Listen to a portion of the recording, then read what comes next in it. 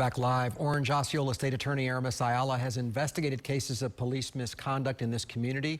She's on with us live now. And State Attorney Ayala, what kind of reforms do you think Florida needs? And I know that really this has been a passion of yours since you were elected to this, really the highest law enforcement office in Central Florida. Yes, thank you for having me. I think that this is an important conversation. When you talk about reforms, especially from the seat from which I sit, we have to understand that there are both macro and micro reforms that need to be talked about. And when it comes to the macro, we've already talked about the demilitarization of police. Quite often, we're continuing this concept of the war on drugs, which is extremely dangerous when you think that people are something who need to be handled versus to be treated and served. So when you are justifying misconduct and ill treatment because you see people as savages, as animals, as thugs versus human beings who need assistance, it changes the dynamic of how you interact with them. So the first reform, macro, would be I would say the demilitarization of police. But you also have to think about the value of human life. We've turned into a culture where we have lost the value of human life and think that the loss of life can somehow be justified because of someone's past, because of what they did. And we need to understand that all human life matters.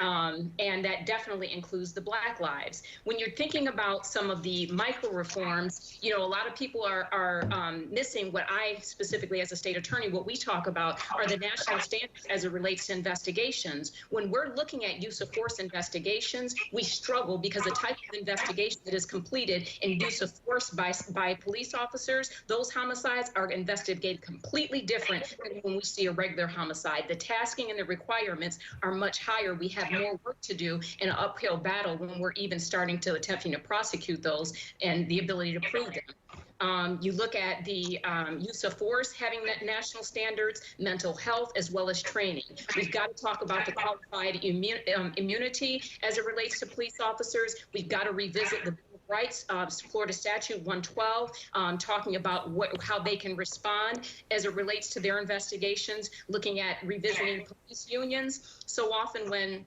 police unions, we think about them protecting the police, but we've got to look at the fact that it's often protecting their misconduct, which is problematic in how we handle that. So possibly looking at opening the conversation publicly when you are negotiating union contracts.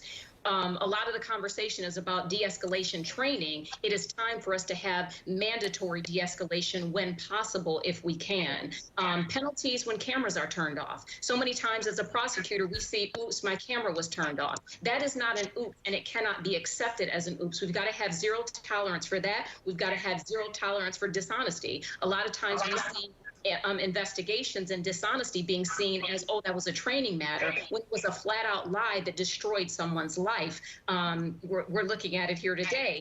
In addition to when officers speak out and being encouraged to speak out, why don't we reward those who speak out instead of just trying to encourage it? Those things. And then finally, I think the mayor did say it, but all of the research says that public trust is directly correlated to public safety. So we have to begin to prioritize public trust. And I'll close with this. When it comes to these uncomfortable conversations, it is time not only to get uncomfortable, but to identify whose comfort it is that we are pacifying, because it certainly is not the people who we're supposed to be serving.